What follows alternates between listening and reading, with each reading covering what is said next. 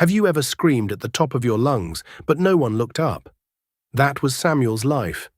To the elite guests of the Kensington Grand Hotel, she was less than a ghost. She was the help. She wiped their shoes, cleaned their messes, and swallowed their insults. But on the night of the winter solstice gala, amidst the diamonds and the champagne, a young billionaire couple decided to destroy her for sport. They made one fatal calculation. They didn't check the name on the building's deed. Because Samuel wasn't just the maid, she was the landlord. The service corridors of the Kensington Grand Hotel in Manhattan smelled perpetually of industrial lemon polish and stale coffee. It was a smell that Samuel Miller had inhaled for 6 months, 6 days, and roughly 4 hours. At 27, Samuel had the kind of face that people forgot the moment they looked away. She wore her chestnut hair pulled back in a severe fraying bun, and her grey uniform was 2 sizes too big, swallowing her slender frame. That was by design. In the hospitality industry, specifically at the 5-star level, the best maid was an invisible one. She pushed her heavy cart toward the service elevator, the wheels squeaking rhythmically against the linoleum. Squeak thud, squeak thud. "Miller, you're lagging." The voice cracked like a whip. Samuel didn't flinch, she just tightened her grip on the cart handle. She turned to see Gregory Henderson, the general manager of the Kensington Grand, marching down the hallway. Henderson was a man who wore Italian suits that cost more than his staff's annual rent, yet he always looked like he was sweating grease.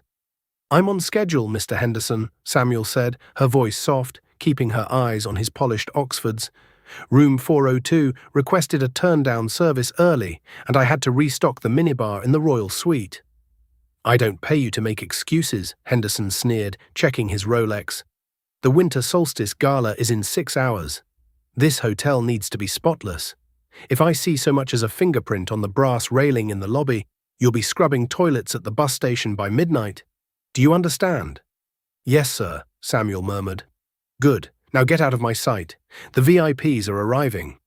Henderson stormed off, barking into his phone about champagne shipments. Samuel watched him go, her expression shifting. For a split second, the submissive maid vanished. Her green eyes sharpened, cold and calculating. She pulled a small battered notebook from her apron pocket. 11:15 a.m. Henderson confirmed delivery of champagne. Invoice shows 500 cases of Dom Perignon, 2008. Loading dock manifests only show 200 cases arrived. He's pocketing the difference, roughly $75,000 in skimmed inventory. She jotted the numbers down, closed the book, and slid it back against her hip. Nobody at the Kensington Grand knew who Samuel Miller really was. They saw a desperate woman who needed the overtime. They didn't know that Samuel Miller was actually Serafina Hawthorne, the sole heiress to the Hawthorne Hospitality Group, a global empire that owned 42 luxury properties across 3 continents, including this one. 6 months ago, the board of directors had flagged the Kensington Grand. Profits were bleeding, staff turnover was at 60%. The prestigious Golden Key rating was in jeopardy. Serafina could have sent in auditors, but auditors only saw what managers wanted them to see. To find the rot, she had to live in it. So Serafina Hawthorne died and Samuel Miller was born. She lived in a cramped studio apartment in Queens, took the subway at 5:00 a.m. and scrubbed the filth left behind by the very people she used to socialize with. She had enough evidence to fire Henderson 10 times over. But she needed the big fish. She needed to know who on the regional board was helping him doctor the books. She was waiting for tonight, the winter solstice gala. The rumors whispered in the break room suggested that the silent partner backing Henderson's embezzlement scheme would be in attendance. Samuel steered her cart into the elevator and hit the button for the penthouse floor. She sighed, rolling her neck. Just one more night, she told herself. Tonight the trap snaps shut. But she had no idea that the trap was about to catch her leg instead. The penthouse suite, officially known as the Windsor floor, was a sprawling 4,000-square-foot palace of marble, velvet, and floor-to-ceiling views of Central Park. It cost $25,000 a night. Samuel parked her cart outside the double mahogany doors. The guest list said the suite was booked under Montgomery Holdings. The name nagged at her, a dull ache in the back of her brain, but she pushed it aside. Montgomery was a common name in finance. She knocked 3 times. Housekeeping. No answer. She keyed in, the lock clicking softly. The suite was a disaster zone. Designer clothes were strewn across the Chesterfield sofas. Half-eaten trays of caviar sat on the coffee table next to an open briefcase spilling legal documents. The air smelled of expensive cologne and entitlement. Samuel set to work. She moved with practiced efficiency, picking up a discarded Hermes scarf here, a diamond cufflink there, placing them carefully on the valet stand. She was on her hands and knees, scrubbing a red wine stain out of the cream-colored rug, when she heard the front door burst open. Laughter, loud, raucous, and painfully familiar. "I told you, babe, the view alone is worth the acquisition cost," a male voice boomed. Samuel froze, her heart hammered against her ribs like a trapped bird. She knew that voice. It was the voice that had whispered promises to her 3 years ago. The voice that had told her he loved her right before he found out her father had temporarily cut her off to teach her a lesson about budgeting. Caleb Sterling. "It's decent," a woman's voice drawled, nasal, bored, and dripping with disdain. "But the decor is so 2015. We'll have to gut it when we buy the building." And that was Brittany St. James. Samuel's stomach churned. Brittany was a socialite shark, a woman who treated friendship like a contact sport. Brittany had been Samuel's best friend in prep school, right up until Samuel's father died and the estate went into a complex probate period. Brittany had dropped her instantly, sensing weakness, and had moved in on Caleb before Samuel had even unpacked her mourning clothes. Samuel kept her head down, staring at the fibers of the rug. "Don't look up, just finish the stain. Be invisible." "Wait," Brittany said, her heels clicking on the hardwood as she walked closer. "Is that?" Silence filled the room, thick and suffocating. "Is that a person or a pile of laundry?" Caleb joked, pouring himself a drink from the bar. "No, Caleb, look." Brittany's voice wasn't bored anymore. It was sharp, amused. "Hey, you, turn around." Samuel squeezed her eyes shut for a second, inhaling the scent of the cleaning chemicals, grounding herself. She slowly sat up on her heels and turned. Brittany St. James stood there, wrapped in a white cashmere coat that cost more than a Honda Civic. Her blonde hair was perfect, her lips painted a predatory red. Beside her, Caleb froze, the crystal tumbler halfway to his mouth. He looked older, heavier, but still had that boyish charm that masked a hollow soul. "Oh my God," Brittany breathed, a slow, cruel smile spreading across her face. "Caleb, look, it's Serafina." Caleb squinted, stepping closer. "Sarah, no way." "It is." Brittany clapped her hands together, a sound like a gunshot in the quiet room. "Serafina Hawthorne, scrubbing my floor." Samuel stood up, brushing the lint from her oversized apron. She decided not to fight it. "Hello, Brittany. Caleb." "I don't believe it," Caleb laughed, shaking his head in disbelief.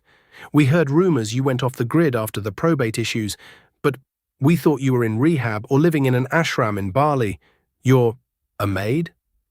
"I'm working," Samuel said, her voice steady, though her hands trembled slightly behind her back. "If you'll excuse me, I need to finish the bathroom." "Working?" Brittany stepped into Samuel's path, blocking her exit. She looked Samuel up and down with a mixture of pity and revulsion. "Oh, honey, did the money really run out? Did Daddy's lawyers finally tell you there was nothing left?" "My financial situation is none of your business," Samuel said. "It kind of is," Caleb smirked, leaning against the doorframe. "Since you know, I'm paying for this room. That technically makes you my employee, doesn't it?" The humiliation washed over Samuel like boiling water. 3 years ago, she had almost married this man.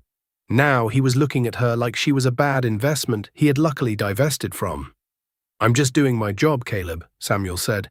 "Please let me pass." "You know," Brittany said, tapping a manicured finger against her chin, "this is actually perfect. We have the gala tonight. I was worried about my dress getting wrinkled during the pre-party. I could use a personal attendant, someone to fetch things." "I am assigned to housekeeping, not personal attendance," Samuel replied stiffly. "I can call the manager," Brittany threatened, her eyes flashing. "What's his name? Henderson?" "We met him in the lobby. He seemed very eager to please the future owners of the hotel." Samuel paused. Future owners? That was news.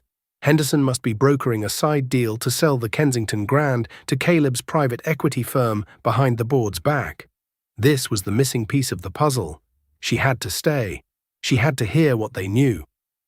"That won't be necessary," Samuel said, swallowing her pride. It tasted like ash. "What do you need?" Brittany grinned, linking her arm through Caleb's. "That's a good girl. First, get down and finish that spot on the rug. You missed a bit. And use your fingernails if you have to. I want it pristine." Samuel sank back to her knees.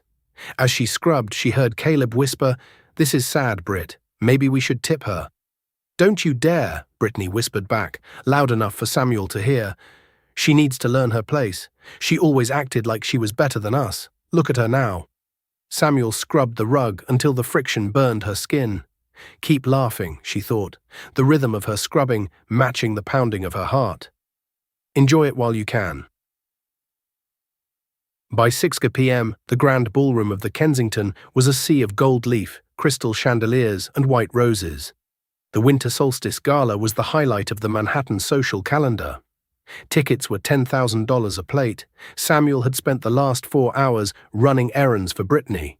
She had steamed the woman's emerald green gown, polished Caleb's shoes, and even ran 4 blocks to a specific bodega because Brittany demanded a specific brand of sparkling water that the hotel didn't stock. Now she was in the ballroom, tasked with doing a final dust check of the baseboards before the doors opened. She was exhausted, her knees ached, and she hadn't eaten since breakfast. As the orchestra began to tune their instruments, a chaotic, beautiful swell of violins, the guests began to trickle in. Men in tuxedos and women in gowns that cost a year's salary. Samuel tried to blend into the shadows near the service entrance. She spotted Henderson near the stage, talking to a tall, grey-haired man. Samuel squinted. That was Daria Penhaligon, the chairman of the Hawthorne board. Daria is here, Samuel thought, a surge of relief hitting her. Daria was the only one who knew her plan. If he was here, it meant the endgame was approaching. Champagne, the shrill voice cut through the air. Brittany was standing near the center of the room, holding court with a group of young socialites. She was wearing the emerald dress Samuel had steamed, looking radiant and vicious. A passing waiter, a young boy named Leo who had only started 2 weeks ago, wobbled as he tried to navigate the heavy silver tray toward Brittany. "Careful," Samuel whispered to herself, watching from the corner. Brittany turned, her movements sharp and exaggerated. As she spun to laugh at a joke, her arm swung out, seemingly by accident, but Samuel saw the calculated flick of her wrist. Smash! Brittany's hand connected with the tray. Crystal flutes shattered against the marble floor. Champagne exploded everywhere, soaking the hem of Brittany's dress and splashing onto her satin shoes. The music stopped. The room went silent. "You idiot!" Brittany screamed, pointing at Leo. The poor boy stood frozen, his face draining of color. "Look what you did! This is custom Versace." I'm so sorry, Mom, I didn't..." Leo stammered, shaking. "Sorry doesn't fix a $20,000 dress," Brittany shrieked. She looked around, her eyes landing on Samuel in the shadows. A spark of malice lit up her face. "And you were supposed to be watching out for me."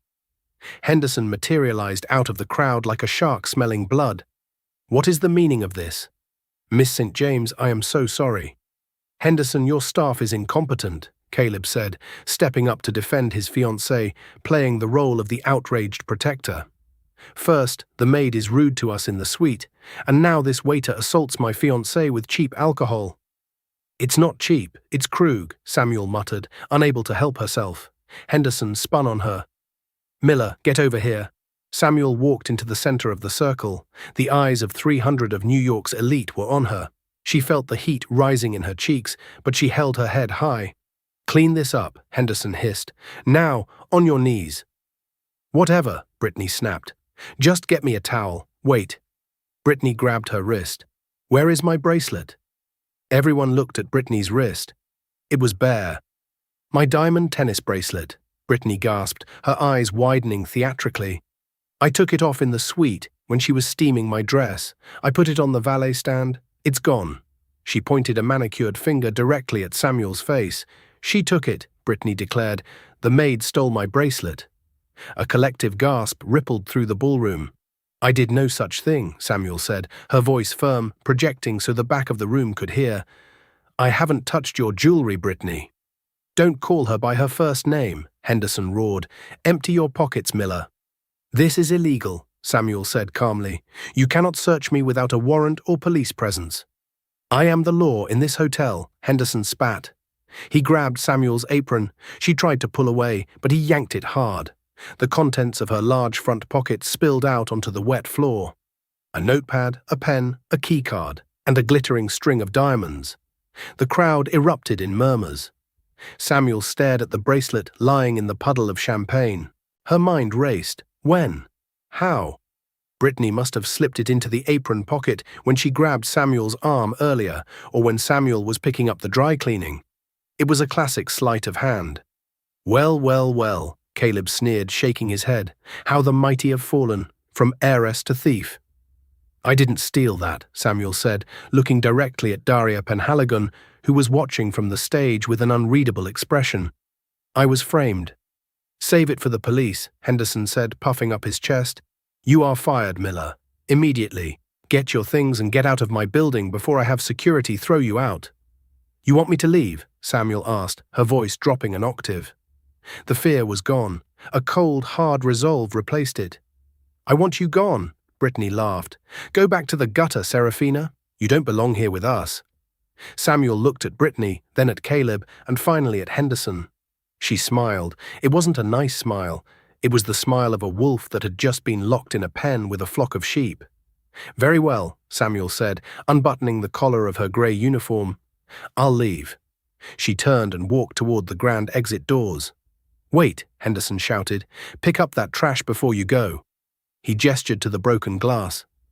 Samuel stopped. She didn't turn around. She just reached up, pulled the pins from her hair, and let the chestnut waves cascade down her back. No, she said, I don't think I will. But you might want to start cleaning, Gregory. You have a very long night ahead of you. She pushed the doors open and vanished into the night. The room buzzed with confusion. Brittany laughed, picking up her bracelet. Good riddance. But up on the stage, Daria Penhaligon checked his watch. He leaned into the microphone, tapping it twice. Thump, thump. Ladies and gentlemen, Daria's voice boomed over the speakers. If I could have your attention, the gala is about to officially begin. But first, we have a slight change in the program. The owner of the Kensington Grand has just arrived. Henderson frowned, looking up at Daria. What are you talking about? The board is the owner. Not anymore, Daria said, his eyes twinkling. Ladies and gentlemen, please welcome the chairwoman of Hawthorne Hospitality, Ms. Serafina Hawthorne. The doors Samuel had just exited swung open again, but Samuel Miller didn't walk through them. Samuel didn't walk out to the street. Instead, she turned sharp left down a narrow, dimly lit corridor marked Authorized Personnel Only, High Voltage. It was a dead-end hallway housing electrical breaker panels for the ballroom. At the far end, she stopped in front of a blank concrete wall. She reached under the collar of her oversized uniform and pulled out a thin titanium chain bearing a small, complex magnetic key. She pressed it against an imperceptible seam in the concrete. A section of the wall hissed and slid back, revealing a private elevator lined with polished black granite. She stepped inside. There were no buttons, only a biometric scanner. She placed her palm on the glass. A cool green light scanned her hand. The automated voice that filled the small space was soothing, a stark contrast to Henderson's barking. Welcome back, Ms. Hawthorne. Express to level 45. The elevator shot upwards, bypassing the guest floors, bypassing the penthouse where Brittany was currently celebrating her victory, and stopping on a floor that didn't exist on any public blueprint of the Kensington Grand. Level 45 was Serafina Hawthorne's private sanctuary in New York City. It was a sleek, minimalist fortress of glass and steel, completely soundproofed from the chaos below. As the elevator doors slid open, Daria Penhaligon was already waiting. The silver-haired chairman of the board held a tablet in one hand and a garment bag in the other. He looked at the woman in the stained, oversized maid's uniform, her hair a messy tangle around her shoulders. He didn't see Samuel. He only saw his CEO. The performance in the ballroom was convincing, Serafina, Daria said dryly. A bit melodramatic with the spilled champagne, perhaps, but effective. Brittany always did have a flair for the theatrical, Serafina replied, her voice clipped and authoritative, the voice of Samuel Miller gone completely. She just didn't realize she was auditioning for the villain role. She walked past him into the expansive dressing room. She began stripping off the uniform, peeling away the layers of Samuel. The grey cotton, smelling of industrial cleaner and other people's sweat, landed in a heap on the floor. "Burn it," she ordered. "Already arranged," Daria said. He hung the garment bag on a chrome rack and unzipped it. "Your usual, Ms. Hawthorne?" Inside was armour. It wasn't metal, it was silk crepe tailored by Samuel Burton for Alexander McQueen. A floor-length gown in a shade of crimson, so deep it looked like arterial blood. It was severe, elegant, and screamed power. Serafina stepped into the adjacent bathroom. For 10 minutes, she stood under a steaming, high-pressure rain shower, scrubbing her skin raw. She washed the faint smell of Henderson's cheap cologne off her arm where he'd grabbed her. She washed away the feeling of Caleb's pitying stare and Brittany's cruel laughter. When she emerged, wrapped in a plush Egyptian cotton robe, her eyes were clear and icy. She sat at the vanity. A team of stylists would usually do this, but tonight she needed to do it herself. It was a ritual. She pulled her hair back into a sleek, architectural chignon, much tighter and more severe than the messy bun Samuel wore. She applied makeup with precision, sharp contouring that highlighted her high cheekbones, and a matte lipstick that matched the blood-red dress perfectly. She stood up and let the robe fall. She stepped into the crimson gown. It fit like a second skin. The neckline was high, the sleeves long, but the back was entirely open, a daring slash of bare skin that showed she had nothing to hide. Daria stepped forward, holding open a velvet jewelry box. Inside rested the Hawthorne Legacy necklace, a cascade of Burmese rubies and diamonds that her grandmother had worn to meet the Queen. "The perfect accessory for a public execution," Daria murmured as he fastened the heavy, cold stones around her neck. Serafina looked in the full-length mirror.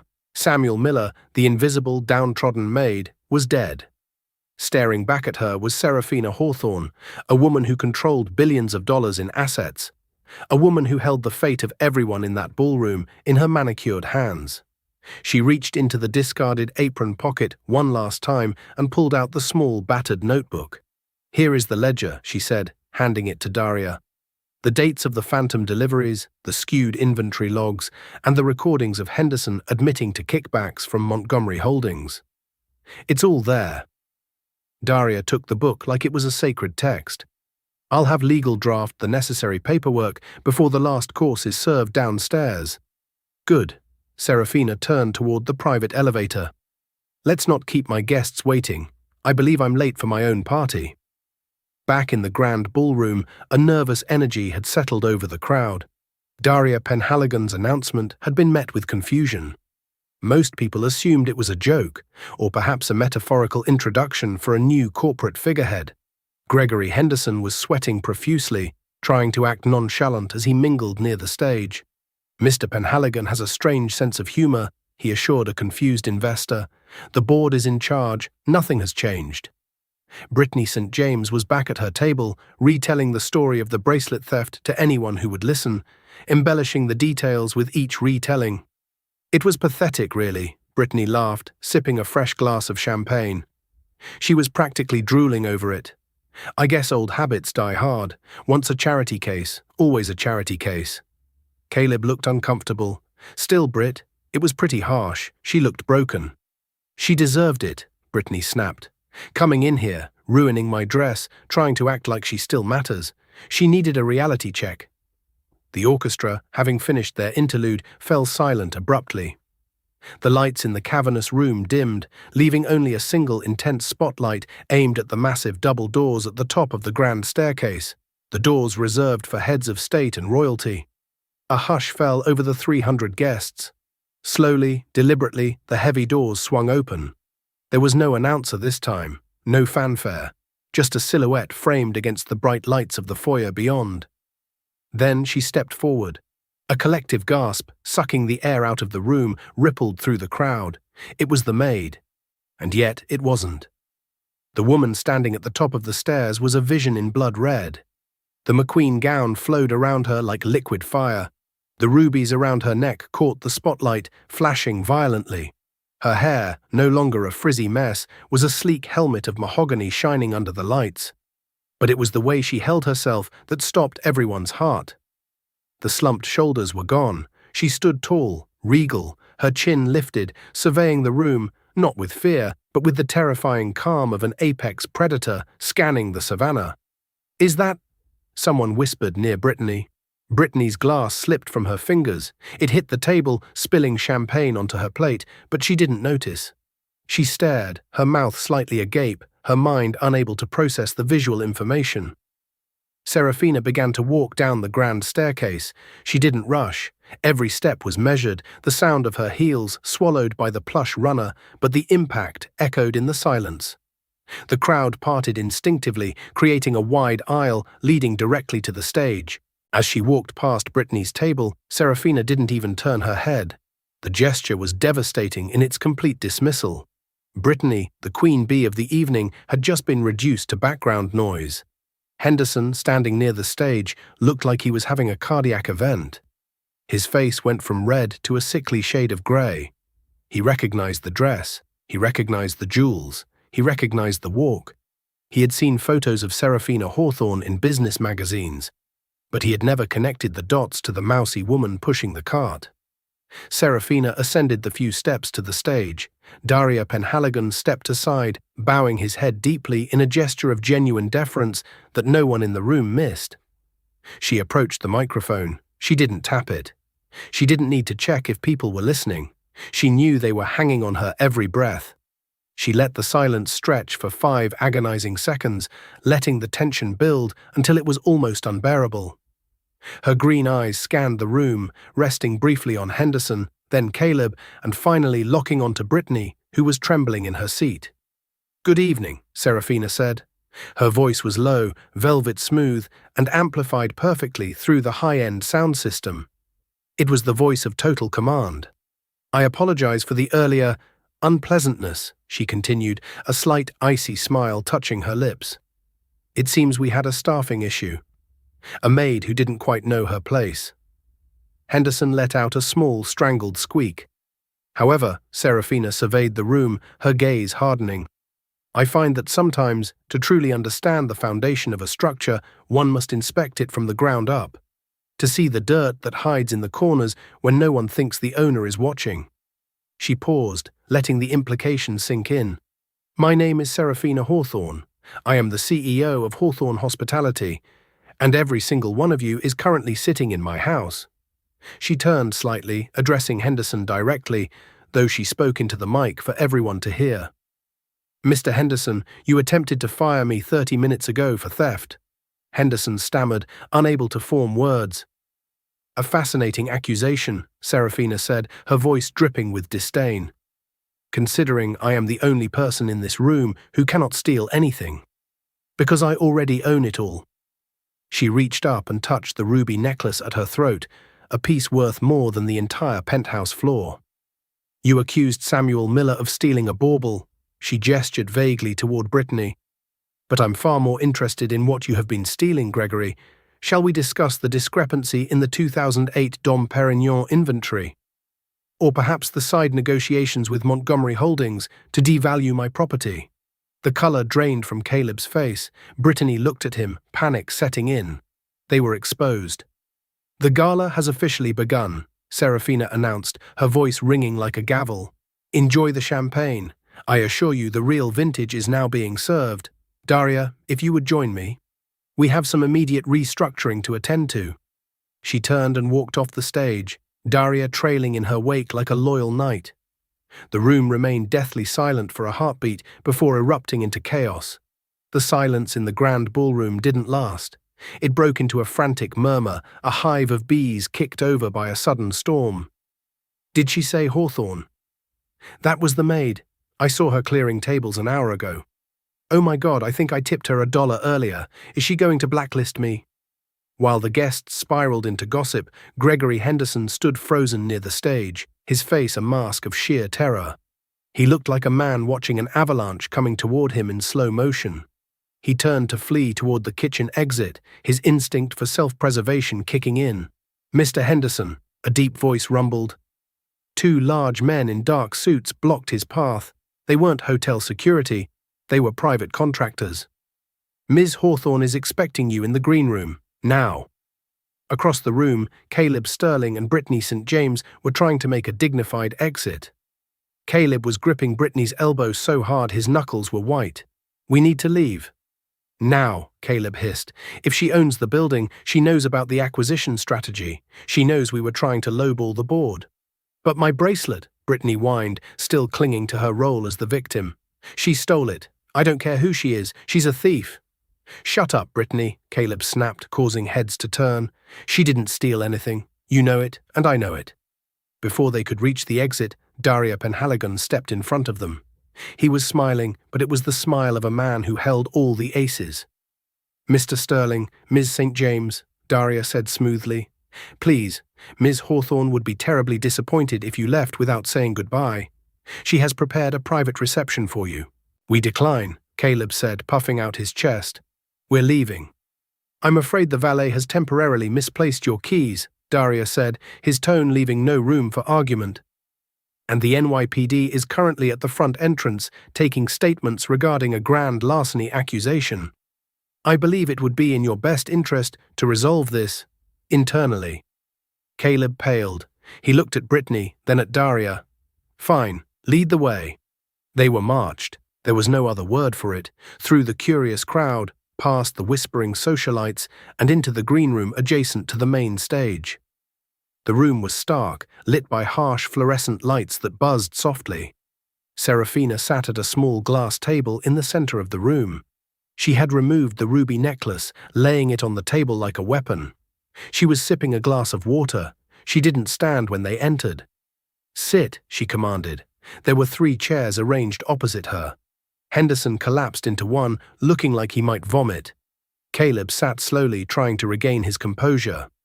Brittany refused to sit, crossing her arms defiantly. "I'm not sitting," Brittany spat. "This is kidnapping. You can't keep us here." "I can keep you here as long as it takes for the police to finish reviewing the security footage from the penthouse suite," Serafina said calmly. Brittany froze. "What footage? That suite is private." "It is," Serafina agreed, "except for the common areas, the living room, where you claimed the theft happened. We installed hidden 4K cameras 3 months ago because we suspected staff were stealing from guests. Ironically, it caught a guest trying to frame the staff." Serafina tapped her phone. A projection screen on the wall flickered to life. The grainy but clear footage showed the penthouse living room. It showed Samuel, Serafina, scrubbing the rug. It showed Brittany standing behind her, slipping the diamond bracelet off her wrist and sliding it deftly into the open pocket of the maid's apron while accidentally bumping into her. The room went silent. That's doctored," Brittany shrieked, her voice cracking. "It's time-stamped and encrypted," Serafina said. "Filing a false police report is a felony, Brittany. Attempting to frame someone for grand larceny? That's prison time, especially when the victim is a high-profile figure." Brittany slumped into the chair, covering her face with her hands. The fight went out of her instantly. "And you, Caleb?" Serafina turned her gaze to her ex-fiancé. "Look, Sarah," Caleb started, putting on his best boardroom smile. "We can work this out. It was a misunderstanding. Britt has been under a lot of stress. As for the hotel deal, strictly business. You understand business. Maybe we can partner up. My firm has assets that—" "Your firm," Serafina interrupted, sliding a folder across the table, "is Montgomery Holdings, which according to this audit is currently leveraged at 400%. You're not buying this hotel, Caleb. You're broke. You were banking on flipping the Kensington to pay off your creditors in Hong Kong." Caleb's mouth opened and closed like a fish. "I bought your debt this morning." Serafina dropped the bombshell casually. "While you were eating caviar upstairs, my team was buying up your distressed bonds. I own you, Caleb. Effectively, immediately, Montgomery Holdings is a subsidiary of Hawthorne Hospitality." Caleb looked at her with pure horror. He wasn't just rejected, he was erased. And finally, Serafina turned to Henderson. The manager was shaking. "Ms. Hawthorne, please. I have a family. I was just following orders from the regional director." "No, Gregory," Serafina said, her voice turning cold. "You were skimming. You were charging guests for premium champagne and serving them sparkling wine. You were cutting corners on cleaning supplies, forcing the maids to buy their own bleach. You were threatening staff with deportation if they complained." She leaned forward. "I know, because I scrubbed those floors. I felt the chemicals burn my hands because you wouldn't approve the budget for gloves. I heard you threaten Maria in laundry." Henderson began to sob. "I'm sorry, I'm so sorry." "You're fired," Serafina said, "and you will be facing charges for embezzlement and fraud. The police are waiting outside."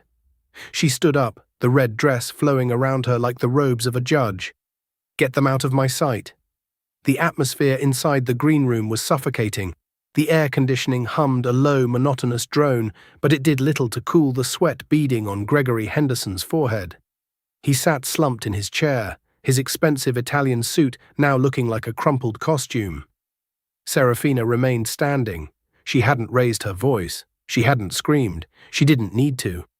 The tablet on the table, still displaying the time-stamped footage of Brittany planting the bracelet, was a smoking gun that had silenced the room. "You can't do this," Brittany whispered, her voice trembling. The arrogance that had defined her for a decade was cracking, revealing the terrified child beneath. "Do you know who my father is? If you have me arrested, the press will destroy you." Serafina laughed. It was a dark, rich sound that bounced off the walls. "Brittany, look at me. I own the press outlets that matter. By tomorrow morning, the narrative won't be about a poor socialite being bullied. It will be about a predator who tried to frame a minimum wage worker for a felony because she spilled a drink. You're not the victim here. You're the cautionary tale." She turned to Daria Penhaligon, who was standing by the door like a silent sentinel. "Daria, are the officers ready?" "They are waiting in the corridor, Ms. Hawthorne," Daria replied, checking his watch. "Detectives Miller and Vance from the 19th Precinct. They've seen the footage." "Good." Serafina looked at Henderson. "Gregory, stand up." Henderson pushed himself up, his legs shaking so violently the chair rattled against the floor. "Ms. Hawthorne, Serafina, please, I can explain the inventory discrepancies. It was a clerical error. I didn't know it was you.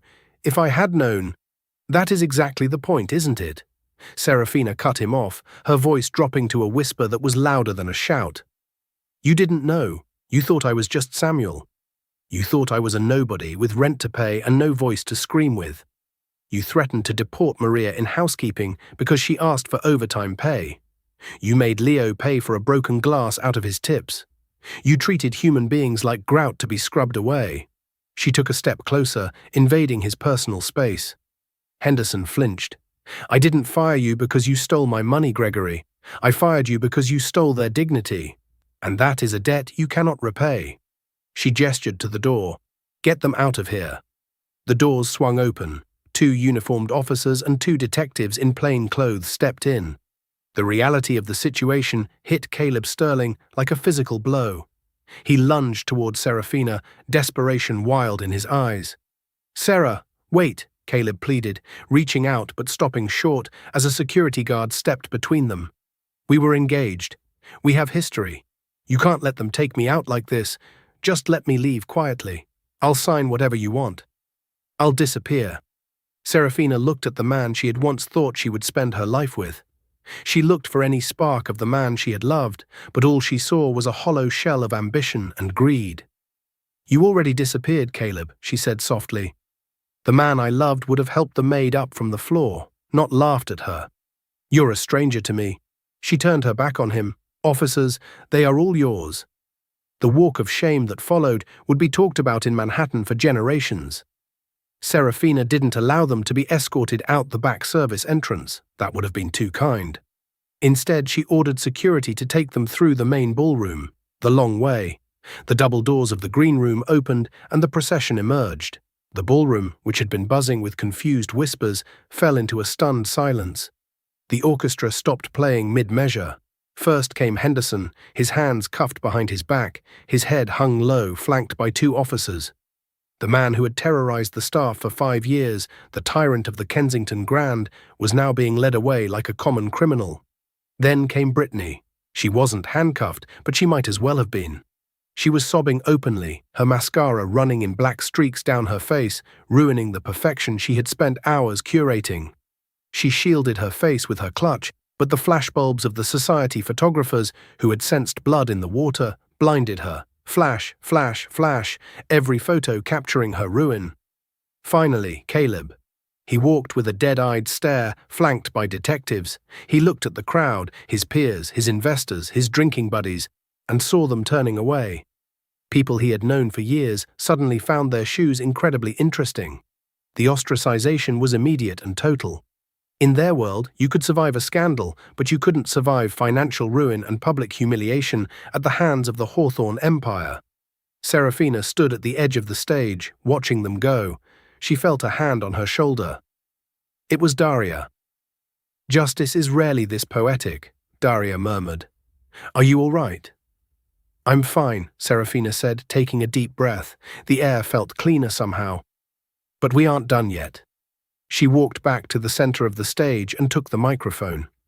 The room was still tense. The guests were terrified. They had just watched a decapitation of their social circle, and they didn't know if the blade was going to swing again. "Ladies and gentlemen," Serafina's voice rang out, clear and authoritative.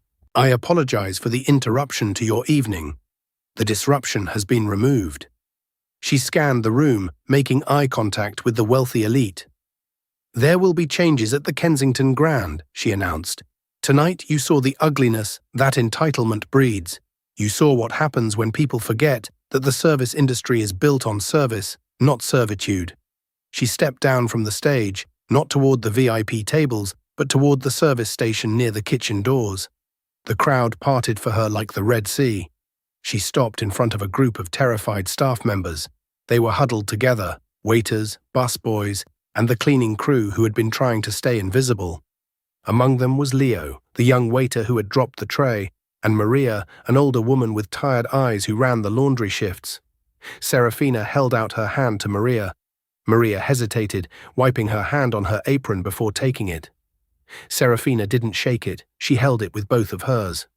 "Maria," Serafina said warmly, "I believe you're owed 3 years of back pay for the overtime Mr. Henderson deleted from the logs. I kept track of it in my notebook." Maria's eyes widened, filling with tears. "Ms. Hawthorne, and Leo," Serafina turned to the young man, "I saw your application for the management training program in the trash bin in Henderson's office. I pulled it out. You're promoted. Report to Daria on Monday." Leo dropped his tray. This time nobody yelled. "Serious? I mean, seriously." "Dead serious," Serafina smiled. She turned back to the room, addressing the billionaires and socialites. "From this moment forward, the Kensington Grand is a profit-sharing establishment. Every person wearing a uniform in this room is now a stakeholder in this hotel. If you disrespect them, you are disrespecting my partners, and I protect my partners." For a second there was silence, then a single clap echoed from the back of the room. It was the head chef, standing in the kitchen doorway, covered in flour. Then the bartenders joined in. Then the musicians, and finally the guests, realizing the wind had changed, and perhaps genuinely moved by the display, began to applaud. It grew into a roar. It wasn't polite applause, it was raucous. It was a release of tension. Serafina didn't bask in it. She turned to the nearest waiter, took a fresh bottle of Dom Perignon from his tray, and popped the cork herself. She poured a glass and handed it to Maria. "To the real owners of the Kensington," Serafina toasted. "To the Kensington," the staff shouted back. 2 hours later, the gala was winding down. The energy had shifted from stiff formality to a genuine party. The barriers between the staff and the guests had softened. Serafina stood on the balcony of the penthouse suite. The scene of the crime, the place where she had scrubbed the rug on her hands and knees just that afternoon. The cool night air of New York City brushed against her face, carrying the sounds of sirens and traffic. She leaned against the stone railing, the red silk of her dress billowing slightly. She looked down at her hands. They were manicured now, the dirt scrubbed away. but she could still feel the phantom ache in her knuckles from gripping the scrub brush. She promised herself she would never forget that feeling. The glass door behind her slid open. Daria stepped out, holding a tablet. "The police report is filed," Daria said, joining her at the railing. "Brittany is being charged with filing a false report and attempted larceny. Caleb is facing a fraud investigation regarding his company's financials. Henderson is singing like a canary about the regional board's involvement. It looks like we're going to be cleaning house in Chicago and London next." "Good," Serafina said, staring out at the skyline. "Burn it all down, Daria. If it's rotten, burn it down." "You know," Daria said thoughtfully, "the board is going to be furious about the profit-sharing model. They'll say you're giving away the farm." "Let them," Serafina replied, a fierce light in her eyes. "They don't understand that the farm is worthless without the people who tend the soil. I spent 6 months being invisible, Daria. I heard what the staff says when the managers aren't listening. They know how to save money. They know how to improve guest experiences. They know everything. We haven't been using our greatest asset." She turned to look at the older man who had been her father's closest friend. "I'm not Samuel Miller anymore," she said, "but I'm not just Serafina Hawthorne either. I think I'm finally the person who can bridge the gap." Daria smiled, a genuine proud expression. "Your father always worried you were too soft for this business. He was wrong. You're not soft, Serafina, you're flexible, and steel that bends is stronger than iron that breaks." Serafina looked back at the city lights. She took the diamond pin from her hair, letting the dark locks fall freely around her shoulders. She felt lighter than she had in years. "Tomorrow morning," she said, "I want to do a full walkthrough of the laundry facilities. The ventilation down there is terrible, and order new uniforms for everyone. Something that actually fits." "I'll put it on the agenda," Daria nodded. "Shall we go inside? I believe there is still some of that cake left." "You go ahead," Serafina said. "I just want to enjoy the view for a moment longer. It looks different from up here when you know what it looks like from down there." Daria left her alone on the balcony. Serafina Hawthorne, the maid who owned the hotel, looked out over her empire. She raised her glass to the moon, a silent toast to Samuel Miller, the ghost who had saved her life. "Thank you," she whispered to the wind. And then, with a final decisive turn, she walked back inside, leaving the cold night behind, ready to lead. And that is the story of how Serafina Hawthorne turned her greatest humiliation into her greatest victory. She didn't just get revenge, she changed the system that allowed people like Caleb and Brittany to exist. It makes you think, doesn't it? How many times have we walked past someone cleaning a floor or serving a coffee and looked right through them? How many Samuels are out there, full of brilliance and potential, just waiting for their moment to shine? If this story made you cheer for the underdog, hit that like button right now. It really helps the channel grow. And I want to know your thoughts. If you were Serafina, would you have forgiven Caleb, or did he get exactly what he deserved? Let me know in the comments below. Don't forget to subscribe and ring the bell so you never miss a story. We have a crazy tale coming up next week about a homeless man who, well, let's just say he wasn't who the police thought he was. Thanks for watching, and see you in the next one.